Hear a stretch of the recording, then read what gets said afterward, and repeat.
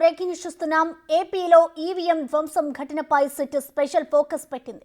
SP ఆధ్వర్యంలో విచారణ చేపట్టిన సిట్ ఈవీఎం ధ్వంసం వెనుక కుట్ర కోణాలు ఉన్నాయా అనే కోణంలో ఆరా తీస్తున్నారు. పిన్నెల్లి వీడియో ఎలా బయటకు వచ్చిందన్న దానిపై ఎంక్వైరీ చేస్తున్నారు. మరోవైపు సిట్ చీఫ్ వినీత్ బ్రిజ్లాల్ నేతృత్వంలో సమగ్ర నివేదిక రెడీ చేస్తున్నారు అధికారులు.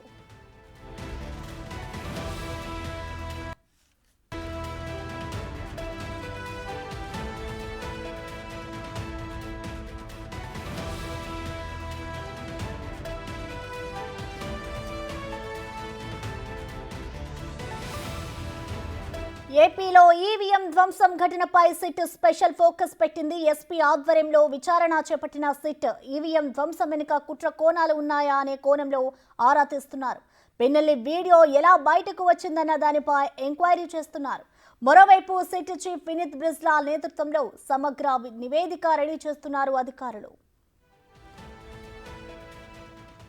దీనిపై మరింత సమాచారం మా ప్రతినిధి శివ అందిస్తారు. శివ, చెప్పండి, మొన్న ఏపీలో జరిగిన ఈవీఎం ధ్వంసం ఘటనపై సిట్ అయితే స్పెషల్ ఫోకస్ పెట్టినట్టు తెలుస్తోంది. మరి దీనికి సంబంధించి అసలు సిట్ ఎలాంటి నివేదిక ఇస్తుందనుకోవచ్చు Shiva?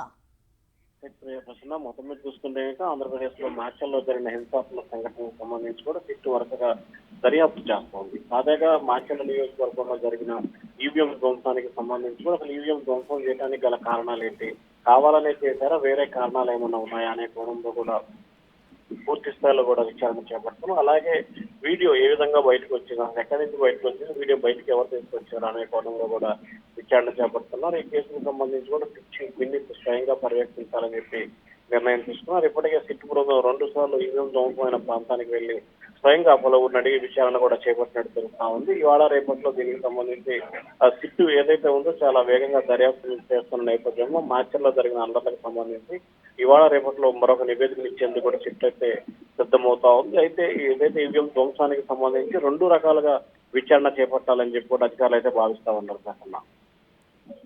Right, thank you Shiva.